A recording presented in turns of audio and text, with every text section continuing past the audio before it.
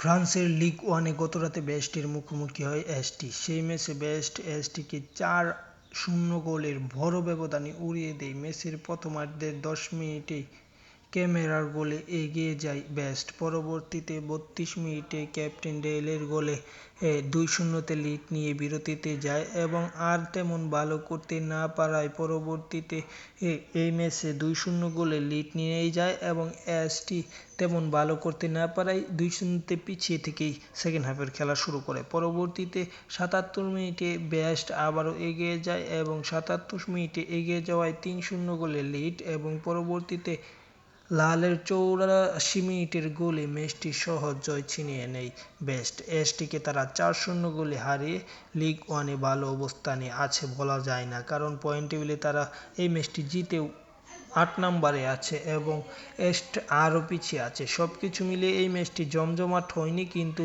এই ম্যাচটিতে অনেকটি গোল হয়েছে এটাই বলা যায়। যাই হোক, চ্যানেলটি সাবস্ক্রাইব করে পাশে থাকুন।